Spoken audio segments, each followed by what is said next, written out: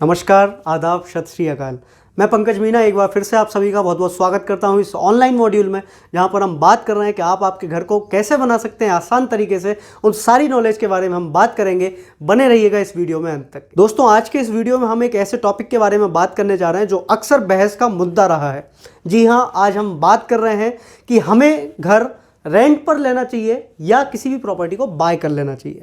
तो इस मुद्दे के बारे में हम आज बहुत डिटेल में कैलकुलेशंस के आधार पर बात करेंगे। तो आप लोग आखिरी तक इस वीडियो के साथ बने रहिए। पेन और नोटबुक को साथ में लेके बैठिए ताकि अपन इन सारी चीज़ों को अच्छे से समझ पाएं। देखिए दोस्तों, अक्सर ये बहस चली आ रही है कि हमें रेंट पर रहना चाहिए या प्रॉपर्टी को बाय कर लेना चाहिए। दो तरह के लोग हैं। एक हैं जो बोलते हैं कि हमें प्रॉपर्टी रेंट पे लेना चाहिए, एक लोग हैं जो बोल रहे हैं हमें प्रॉपर्टी को बाय करना चाहिए। अब ये वाले जो लोग हैं, जो लोग रेंट पर रख रहे हैं, वो बोलते हैं कि आप लोग हमेशा रेंट पर ही रहें। क्यों रहें रेंट पर? क्योंकि आप इतने बड़े घर में रह रहे हो। सपोज आप 25 लाख 30 लाख रुपए के घर में रह रहे हो, सिर्फ और सिर्फ 10,000 रुपये देके, मतलब कि 10,000 रुपये महीने देके आप उस प्रॉपर्टी के एज अ ओनर हो, सिर्फ आप रेंट दे रहे हो। लेकिन जो दूसरे लोग हैं, ये वाले जो लोग हैं, ये लोग क्या कहते हैं, आप जो 10,000 रुपये महीने दे रहे हो, अगर आप 25 लाख रुपये 30 लाख रुपये का लोन लेते हैं तो उस लोन का जो EMI आएगा वो भी लगभग 19-20 इतना ही आएगा। तो क्या हम उस इंस्टॉलमेंट को जो आप रेंट दे रहे हो, उस रेंट को अगर आप आपके ओनर को दे रहे हो तो वो ओनर की जेब में जा रहा है। तो इन लोगों का ये कहना है क्यों ना आप उसको आपकी जेब में डालो। मतलब कि अगर आप 20 साल 25 साल तक उस 10,000 रुपये महीने को, 15,000 रुपये महीने का जो भी EMI आ रहा है उसको आप दे रहे हो, पे कर रहे हो, तो वो पैसा आगे चल के क्या है, एक बड़ा इन्वेस्टमेंट आपका ही तो है। तो इसी बहस के बारे में हम बात करने वाले हैं। कौन सही है, कौन गलत है? दोनों अपनी अपनी जगह सही हैं। बस हम कैलकुलेशंस के आधार पर बात करेंगे कि राइट प्रॉपर्टी वैल्यू हर जगह की अलग अलग है। कहीं पर प्रॉपर्टी की कीमत बहुत ज़्यादा है, रेंट भी ज़्यादा होगा। प्रॉपर्टी की कीमत बहुत कम है, रेंट भी कम होगा। उन सारी चीज़ों के आधार पर ये डिपेंड करेगा कि कब हमें रेंट पर रहना है, कब हमें बाय करना है। तो बने रहिएगा इस वीडियो के अंत तक ताकि मैं आपको समझा पाऊँ कि आपको प्रॉपर्टी को रेंट पर कब लेना है, प्रॉपर्टी को बाय कब करना है। इमोशनली अगर मैं इस चीज़ को देखूँ तो एकदम अलग चीज़ है कि अगर मैं मेरे फादर या मदर के लिए एज अ गिफ्ट अगर उस घर को खरीद रहा हूँ। देखिए, पहला घर किसी का भी हो तो वो इमोशनली आदमी हाई हो जाता है उस टाइम पे, एकदम इमोशन होता है ये कि मैं अगर घर खरीद रहा हूँ, बहुत खुशी की बात है। तो पहला घर अच्छी बात है, आप बिल्कुल दें। वो उन सारी चीज़ों से हट के अपन बात करेंगे। जो सेंटिमेंटल वैल्यूज़ हैं वो अपनी जगह एकदम स्टेबल है और उनका कोई टक्कर नहीं है, कोई मुकाबला नहीं है। उससे हटके कैलकुलेशंस के आधार पर हम इस वीडियो के अंदर बात करने वाले हैं। देखिए, एक एग्जांपल से समझते हैं हम कि प्रॉपर्टी की वैल्यू को कैसे हम आकलन कर सकते हैं। देखिए, कोई भी प्रॉपर्टी को जब आप इन्वेस्टमेंट करते हो तो उसका जो इन्वेस्टमेंट होता है उसका रिटर्न भी मिलना चाहिए कुछ ना कुछ। तो इसका रिटर्न हमें दो रूप में मिलता है, मतलब कि दो फॉर्म में मिलता है। पहला जो है वो है रेंटल रिटर्न, मतलब जो भी लोग वहाँ पर किराएदार रह रहे हैं, किराए से रह रहे हैं, वो लोग जो पैसा देंगे वो हमें रिटर्न मिल रहा है। दूसरा, जो उसका साल भर का एनुअली जो उसका राइज हो रहा है, मतलब प्रॉपर्टी के रेट्स जो बढ़ रहे हैं, उस रेट के हिसाब से क्या होता है, वहाँ पे हमारा इन्वेस्टमेंट बढ़ता जाता है। तो इन दो चीज़ों के आधार पर हमें जो है इसका रिटर्न देखने को मिलता है, जिससे हमारी इनकम बढ़ती है। अब पहले फैक्टर की हम बात कर रहे हैं रेंटल इनकम की। तो सपोज कोई हमारी प्रॉपर्टी है मुंबई के अंदर जिसकी कीमत है 1,80,00,000 रुपये, मतलब कि 180 लाख रुपीज़। अब इसका जो प्राइस हुआ इसको मैंने ब्रैकेट में लिख दिया P। अब इसको ध्यान में रखिएगा आप। अब इसका जो रेंट है, जो इसका रेंट निकल के आ रहा है वो है 30,000 रुपये महीने। और साल भर का रेंट, ईयरली रेंट, अगर मैं 30,000 इंटू 12 कर दूं तो यहाँ पे कितना निकल के आया, 3,60,000 रुपये। मतलब कि एक साल का मेरा रेंट लग रहा है 3.5 लाख रुपये, मतलब 3,60,000 रुपये। और इसकी जो बिल्डिंग की कीमत है वो है कितनी, 1,80,00,000 रुपये, मतलब कि 180 लाख रुपीज़। अब यहाँ पर कितना रेंटल रिटर्न मिल रहा है उसको देखने के लिए एक सिंपल सा फॉर्मूला है। रेंटल केस इक्वल्स टू जो भी उसका रेंट है, रेंट अपॉन प्राइस अगर मैं कर देता हूँ, तो मेरे को क्या पता चल जाएगा, इसका रेंटल केस या रेंटल ईल्ड निकल के आ जाएगी इसकी कि कितना रिटर्न मुझे मिल रहा है। तो यहाँ पर 3,60,000 हुआ एक साल का रेंट, उसको मैंने डिवाइड कर दिया 180 लाख से। तो यहाँ पर जो आंसर निकल के आया वो कितना आया, 2% आया। इसको आपकी नोटबुक में नोट डाउन कर लीजिए कि इस केस में जो रेंटल ईल्ड निकल के आई, जो रेंटल केस निकल के आया, वो आया 2% का। अब दूसरे केस की हम बात कर रहे हैं। हमारी जो प्रॉपर्टी है वो है लखनऊ के अंदर, है, जिसकी जो कीमत है वो है 25 लाख रुपए। 25 लाख रुपए का कोई भी बिल्डिंग है। अब यहाँ पर इसको मैंने लिख दिया price P equals to 25 lakhs. अब यहाँ पर रेंट जो हम दे रहे हैं वो कितना दे रहे हैं, वो हम दे रहे हैं 12,000 रुपये महीने। अब एक साल की अगर बात करें, 12,000 इंटू 12 दैट इज 1,44,000, मतलब कि 1,44,000 रुपये दे रहे हैं हम एक साल का। तो यहाँ पर रेंटल केस लगाया मैंने, रेंट अपॉन प्राइस, मतलब कि जो रेंट है वो हो गया 1,44,000 डिवाइडेड बाय 25 लैक्स। तो यहाँ पर जो इसका रेंटल केस या रेंटल यील्ड निकल के आया वो कितना आया, 5.76%। तो यहाँ पर आया 5.76% और हमारे पहले वाले केस में आया कितना, 2%। अब इन दोनों के बारे में बात करते हैं कि कब कौन से केस में क्या करना चाहिए। तो दोस्तों अब हम बात कर रहे हैं रेसिडेंशियल रेंटल केस के बारे में। पहले अभी हमने रेसिडेंशियल बिल्डिंग की बात की, अब हम उसी के बारे में बात करते हैं। तो रेसिडेंशियल रेंटल केस जब भी 3% से कम है हमारा रेसिडेंशियल केस, तो यहां पर इस प्रॉपर्टी को आपको बाय कतई नहीं करना है। आपको क्या करना है, इस प्रॉपर्टी को रेंट पर लेना है, मतलब कि रेंट पर लेना वहां पर बेहतर है। अगर आप ऐसी प्रॉपर्टी को बाय करते हो तो यह आपके लिए अच्छा इन्वेस्टमेंट नहीं होगा।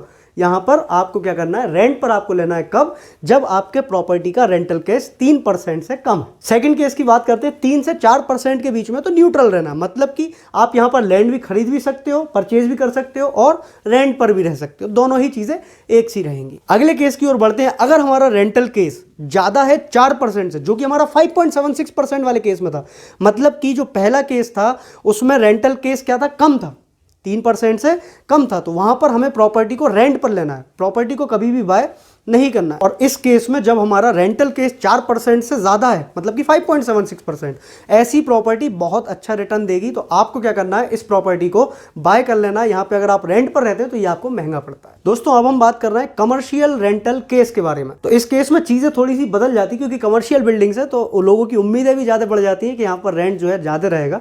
तो यहां पर देखिए, अगर आपका रेंटल केस, इसको नोटबुक में लिख लेना ध्यान से, रेंटल केस अगर आपका कम है 5% तो उस प्रॉपर्टी को आपको रेंट पर लेना है, वहां पर रेंट पर रहना सस्ता पड़ेगा। अगर आपकी प्रॉपर्टी 5 से 7% का रेंटल रिटर्न दे रही है, मतलब रेंटल केस जो आ रहा है वो 5 से 7% का आ रहा है कमर्शियल बिल्डिंग के केस में, तो इस केस में आपको न्यूट्रल रहना। आप खरीद भी सकते हो तो भी ठीक है, परचेस कर लेते हो तो भी अच्छी बात है, और अगर आप वहां पर रेंट पर रहते हो तो भी अच्छी बात है, दोनों ही चीजें एक सी ही रहेंगी। अब तीसरे पॉइंट की ओर बढ़ते हैं। जो तीसरा पॉइंट हमारा वो ये बोल रहा है कि अगर आपका रेंटल केस 7% से बड़ा है, मतलब कि 7% से ज्यादा का रिटर्न देखने को मिल रहा है आपको वहां पर, तो आपको ऐसी प्रॉपर्टी को बाय कर लेना है। ऐसी प्रॉपर्टी को अगर आप रेंट पर रखते हो तो वहां पर आपको रेंट जो है महंगा पड़ेगा, बाय कर लेना उस प्रॉपर्टी को बेहतर रहेगा। तो ये तो बात हुई हमारी प्रॉपर्टी के वैल्यू के बारे में। अब हर एक चीज के फायदे और नुकसान तो होते ही है। अब हम बात कर रहे हैं कि आप किसी भी प्रॉपर्टी को रेंट पर आप कब रहना चाहिए और आपको प्रॉपर्टी को बाय कब करना चाहिए। तो जो रेंट पर रहने के फायदे हैं वो अपने अलग फायदे हैं, तो उन फायदों के बारे में हम बात करते हैं। तो इसमें जो पहला पॉइंट निकल के आ रहा है वो आ रहा है अनस्टेबल जॉब या इनकम, मतलब कि आपकी जॉब एकदम फिक्स नहीं है कि आपको इसी शहर में करना है। एक साल के लिए आप चेन्नई में थे, फिर आप बेंगलोर चले गए, फिर आप हैदराबाद चले गए और आज आप दिल्ली में।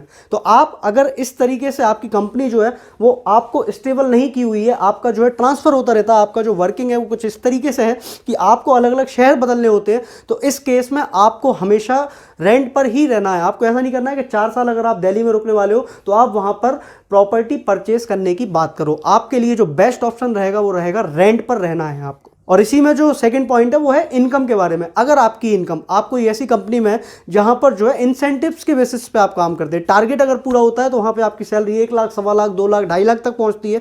लेकिन अगर किसी महीने टारगेट पूरा नहीं होता है, टारगेट बेस्ड जॉब है, वहां पर अगर आपका टारगेट पूरा नहीं हो रहा है तो पता चल रहा है 25,000, 30,000 रुपये मिल रहा है, मतलब कि अनस्टेबल आपकी सैलरी है, वहां पर आपको फिक्स सैलरी नहीं मिल रही है। इस केस में भी आपको क्या करना है, कभी भी बड़ा डिसीजन नहीं लेना है कि प्रॉपर्टी को आप बाय कर लेते हैं किसी भी लोन को लेने के चक्कर में कि आपकी सैलरी जो है उससे आप लोन चुका देंगे, तो कई बार आपको समस्याओं का सामना करना पड़ सकता है। सेकंड पॉइंट जो आ रहा है रेंट पर रहने का जो फायदा है, फ्लेक्सिबिलिटी ऑफ चेंज सिटीज, मतलब जैसा कि मैंने आपको बताया कि आप एक शहर से दूसरे शहर बहुत ही आसानी से चेंज कर सकते हो। क्यों? क्योंकि आपने वहां पर प्रॉपर्टी बाय नहीं की हुई है, आपको पीछे मुड़कर नहीं देखना है कि मेरा कोई घर है, आपको सिंपली बस उस जो सामान है उसको लोड करना है, अपने साथ में लेके जाना है और दूसरे जगह उसको शिफ्ट कर देना है। तो बस यही है, इसमें आपको जो है सिटीज को चेंज करने का बहुत ही बढ़िया फायदा मिलता है। थर्ड पॉइंट की हम बात करें लोअर रिस्क। अब ये लोअर रिस्क क्या है, किसी भी तरह का झंझट नहीं है आपको, मतलब कि ना ही तो कोई मेंटेनेंस करना है, अगर कहीं पर कोई बोर्ड खराब हो रहा है, कहीं पर क्रैक आ रहे हैं, आपको दिक्कत नहीं है।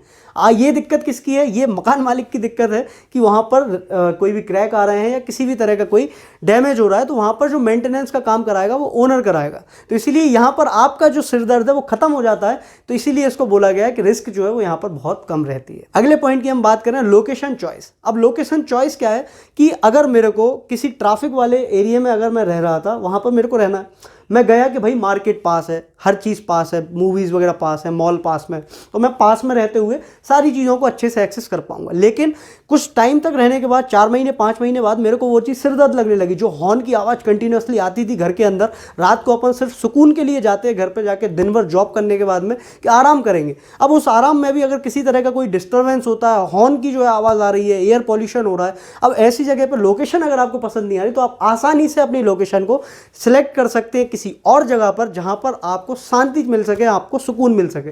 तो लोकेशन का जो है फायदा होता है हमारे रेंट के अंदर। ये तो बात हुई रेंट के बारे में। अब हम बात कर रहे हैं कि अगर आप किसी प्रॉपर्टी को बाय करते हो तो उसके अंदर आपके क्या क्या फायदे होने वाले हैं। इसके सबसे पहले पॉइंट की ओर बात करें तो ये है डिसीजन मेकर, मतलब कि आप खुद की मर्जी का मालिक होते हो, मन की मर्जी के राजा हो। अगर आपको कोई रूम है, आपकी नीड जो है तब छोटे रूम की थी, अब आपको उसको हॉल में कन्वर्ट करना, तो बीच वाली दीवार को आप तुरंत उठा के तोड़वा सकते हो, ऐसा नहीं किसी से पूछना है आपको, आप खुद के डिसीजन में करो। वहीं रेंट पे अगर रह रहे होते तो एलईडी अगर खरीद के लाए थे 50 इंच की, तो उसको लगाने के पहले मकान मालिक से जाके पूछना होता आपको कि भाई हम एलईडी लेके आए, इस दीवार पर लगाएं या ना लगाएं। तो यहाँ पर मन मर्जी के मालिक हो आप, आपको जैसा भी करना है, जो भी कनेक्शन जहाँ पे लगाना है, किसी भी वॉल को आपको शिफ्ट करना है, ब्रेक करना है, तो आप आपके हिसाब से उस काम को कर सकते हैं। सेकंड पॉइंट की बात करें, सिक्योरिटी एंड कंफर्ट, मतलब कि अपने घर में एक अपना आराम होता है। मतलब ऐसा नहीं है कि अगर कहीं रेंट पे रहते तो क्या होता है, अब 4 महीने 5 महीने रहे, पूरा उस घर को अपने जैसा घर होता है वैसा सजाया। अब क्या हो रहा है कि वहां से अब पता चल रहा है कि ओनर से कोई डिस्प्यूट हो गया या किसी तरह का और विवाद हो गया, या जो जॉब थी वो कहीं और ट्रांसफर हो गया।